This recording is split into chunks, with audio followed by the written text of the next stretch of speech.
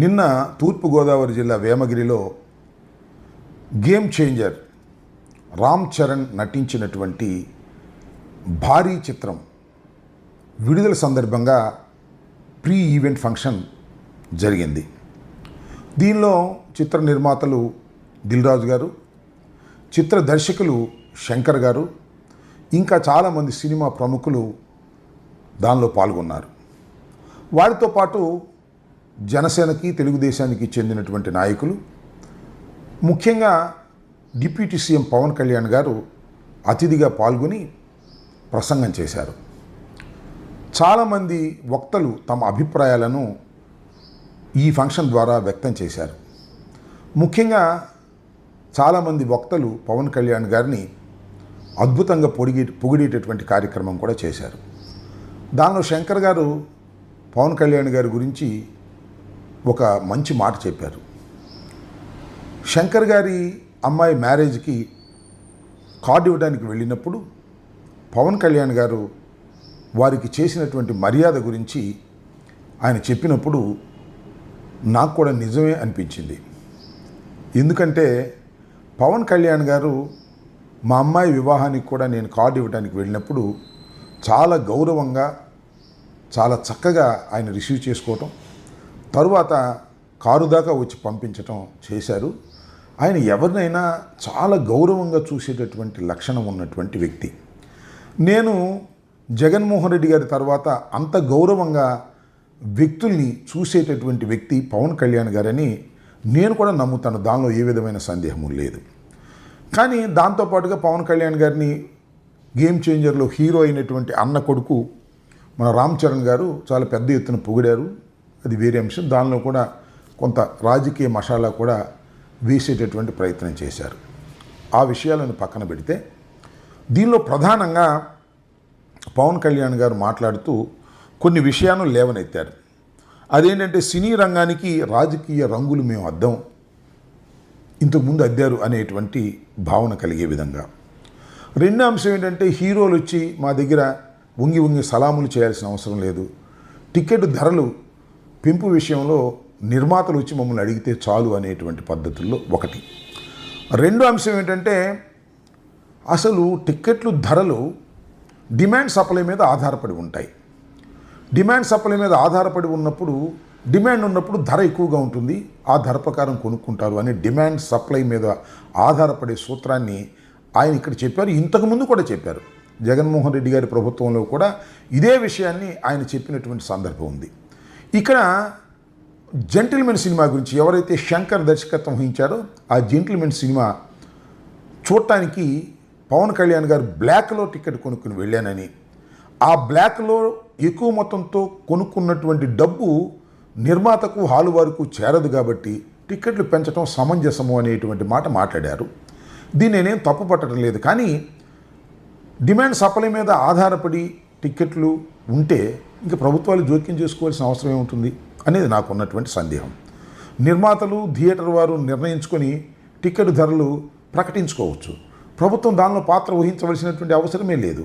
అందువల్ల పవన్ కళ్యాణ్ గారు ఇవాళ అధికారంలో ఉన్నారు కాబట్టి, ప్రభుత్వంలో కీలక పాత్ర పోషిస్తున్నారు కాబట్టి, మీరు చెప్పినటువంటి సిద్ధాంతం నిజమే అయితే ప్రభుత్వం సినిమా ధరల మీద, టిక్కెట్ల మీద ఏ విధమైన అజమాయిషీ చేయవలసిన అవసరం లేదు అనేటువంటి మాట మాట్లాడి ఒక జీవోని రిలీజ్ చేయండి.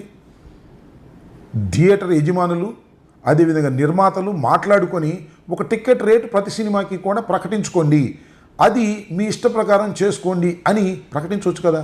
ప్రభుత్వం దీనిలో ఎందుకు ఇంటర్ఫీర్ కావాలి అనేటువంటి పద్ధతుల్లో మాట్లాడారు. నాకు చాలా విచిత్రంగా అని కూడా అనిపించింది. దీనిలో చాలా ఇష్యూస్ దీనిలో ఇమిడి ఉన్నాయనే విషయాన్ని పవన్ కళ్యాణ్ గారు గమనించాలనేది నేను ఈ సందర్భంగా చెప్పదలుచుకున్నాను. సరే, ఇప్పుడు ఆయన ఏమన్నారంటే హీరోలు వచ్చి వంగి సలాం చేసి వాళ్ళందరూ ముఖ్యమంత్రులు కలుసుకొని వారి దగ్గర టిక్కెట్లు పెంచమని అడగాల్సిన అవసరం లేదు అన్నారు. మంచిదే.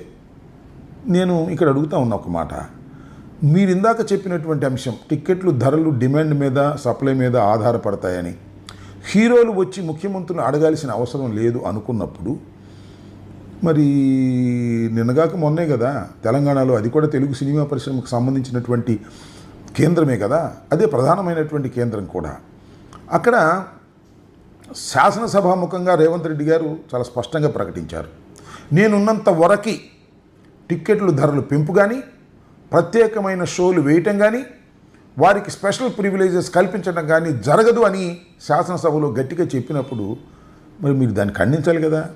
మన రాష్ట్రం కాకపోవచ్చు, కానీ సినిమా రంగానికి సంబంధించినటువంటి ప్రాంతం, తెలుగు సినిమా రంగానికి సంబంధించినటువంటి ప్రాంతం కాబట్టి దాని మీద మీరు నోరు విప్పుకోకుండా కన్వీనియంట్గా ఎలా తప్పుకున్నారనేది ఇక్కడ నా అంశం. स्पेशल प्रिविलेज मांगे तो ये सरकार में नहीं मिलने वाले, मैं जब तक मैं कुर्सी में रहता हूं तब तक नहीं देता हूं.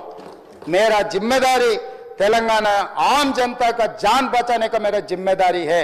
उन लोगों के लिए कोई भी तकलीफ दिए उन लोगों को कांग्रेस सरकार ने, मेरे सरकार ने छोड़ने वाला नहीं है. హీరోలు వచ్చి సలాములు పెట్టి టికెట్ల ధరలు అడగాల్సిన అవసరం లేదు అన్నారు, మంచిదే. మరి ఒక తోటి హీరోని అరెస్ట్ చేసి ఒక రాత్రంతా జైల్లో పెడితే దాన్ని కనీసం ఖండించడానికి ఒక హీరోగా, రాజకీయాల్లో ఉన్నటువంటి వ్యక్తిగా, ఉప ముఖ్యమంత్రిగా మీరు నోరు విప్పి మాట్లాడడానికి 27 రోజులు ఎందుకు పట్టింది అనేది నాకు ఇక్కడ పాయింట్. పోనీ 27 రోజుల తర్వాత అయినా అరెస్టు అన్యాయం అని చెప్పలేదు. రెండో విషయం ఏంటంటే రేవంత్ రెడ్డి గారిని పొగిడేటటువంటి కార్యక్రమాలు చేశారు. ఎందుకు ఈ రకమైన ద్వంద్వ వైఖరి మీరు అవలంబిస్తున్నారు? మీరు సూటిగా మాట్లాడే వ్యక్తిని, నిరభ్యంతరంగా, నిర్మోహమాటంగా, నిర్భీతిగా మాట్లాడే వ్యక్తి అని మీ వాళ్ళందరూ చెబుతూ ఉంటారు కదా. ఎందుకు ఇక్కడ ఈ ద్వంద్వ వైఖరి వహించాల్సి వచ్చిందో కూడా మీరు ప్రజలకు సమాధానం చెప్పాల్సినటువంటి అవసరం ఉంటుందనేది నా అభిప్రాయం. చాలామంది అంటారు, నేను వీడియో చేసినప్పుడు కూడా కింద అప్పుడప్పుడు కామెంట్స్ చూస్తున్నా, మిమ్మల్ని గురించి మేము మాట్లాడడం తప్పుగా మాట్లాడుతున్నారని కామెంట్స్ పెడుతున్నారు. నేను ఒకటే చెప్తున్నా, నేను మాట్లాడే ప్రతి విషయానికి లాజిక్ ఉంటుందనేది కూడా ఈ సందర్భంగా నేను చెప్తున్నా. పవన్ కళ్యాణ్ గారు నిర్మోహంగా మాట్లాడే వ్యక్తి అనేది కూడా నాకు తెలుసు. అదేవిధంగా అందరికీ గౌరవం ఇచ్చేటటువంటి వ్యక్తి అని కూడా నాకు తెలుసు. అయితే ఇక్కడ అంశం ఏంటంటే పవన్ కళ్యాణ్ గారు స్లోగా దాని నుంచి బయటకు వచ్చేస్తున్నారు. కుట్రలు కుతంత్రాలతో సమయానుకూలంగా మాట్లాడే ధోరణికి వచ్చేస్తున్నారు. దానికి కారణం చంద్రబాబు నాయుడు గారి యొక్క సాన్నిహిత్యం. అందువలన కొన్ని మాట్లాడవలసినటువంటి సమయంలో నిర్భీతిగా మాట్లాడలేకపోతున్నారు అనేది నా ఉద్దేశం. ఇక్కడ ఖచ్చితంగా కూడా దాన్ని నేను నమ్ముతున్నాను. చంద్రబాబు నాయుడు గారితో సహవాసం చేసిన తర్వాత స్లోగా ఆయన ఒరిజినల్ క్యారెక్టర్ని పక్కన పెట్టేసి రాజకీయంగా ఇవాళ ఆయన తగ్గటం, పెరగటం ఇలాంటి కార్యక్రమాలు చేస్తున్నారు. ఇది ఆయన క్యారెక్టర్కు భిన్నమైనది, కొత్త క్యారెక్టర్ని ఆయన సంతరించుకుంటున్నాడనే విషయాన్ని అభిమానులు గమనించాలి. ఏదో రాంబాబు గారు సందర్భోచితంగానో సందర్భం లేకోకుండానో పవన్ కళ్యాణ్ గారిని విమర్శిస్తున్నారు అని దయచేసి అనుకోవద్దు. ఉన్నది ఉన్నట్టుగా మాట్లాడేటటువంటి ప్రయత్నం నేను చేస్తున్నాను. అంతేకాదు మరొక అంశాన్ని కూడా ఇక్కడ నేను మనవి చేస్తున్నా. ఈ ఏదైతే పుష్ప సినిమా వివాదంలో పవన్ కళ్యాణ్ గారు కుట్రపూరితంగా వ్యవహరించారనే దానిలో ఏ విధమైన సందేహము నాకు లేదని కూడా ఈ సందర్భంగా చెప్తున్నా. ఇప్పటికీ ఎప్పటికీ చెప్తున్నా, పుష్ప సినిమాకు వెళ్ళినప్పుడు, అర్జున్ వెళ్ళినప్పుడు జరిగిన తొక్కిసలాటలో మరి రేవతి మరణించడం అనేది దురదృష్టం. అయితే it is purely an accident. అతనికి ఏ విధమైన దురుద్దేశము లేదు. అలాంటి దురుద్దేశం లేని, ఇంటెన్షన్ లేని, నెగ్లిజెన్స్ లేనటువంటి ఒక హీరోని, నీ తోటి హీరోని, సరే బంధువు కూడా, నీకేదైనా కోపం ఉంటే ఉండొచ్చు, విశాల దృక్పథంతో ఆ రోజు మీరు బయటకు వచ్చి మాట్లాడకపోవటం అనేది చాలా దురదృష్టకరమైనటువంటి పరిణామం. దీన్ని మీరు ఎప్పటికీ సమర్థించుకోలేని విషయాన్ని కూడా నేను చెప్పదలుచుకున్నాను. అయితే చివరిగా 2 విషయాలు నేను చెప్తున్నాను. ఒకటి, హీరోలు వంగి వంగి దండాలు పెట్టుకోవాలని ఎవరు అనుకోరు.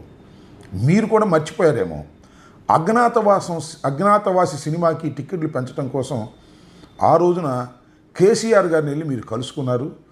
అది మీరు మర్చిపోతున్నారు.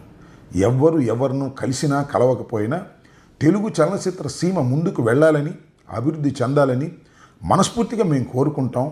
ధరలు పెంపు తక్కువ ఇవన్నీ కూడా మీ ఇష్టానుసారం కాకుండా సామాన్యుడికి అందుబాటులో ఉండే విధంగా కూడా చేయాల్సినటువంటి బాధ్యత ప్రభుత్వానికి, నియంత్రించాల్సిన బాధ్యత ప్రభుత్వానికి ఉంటుంది.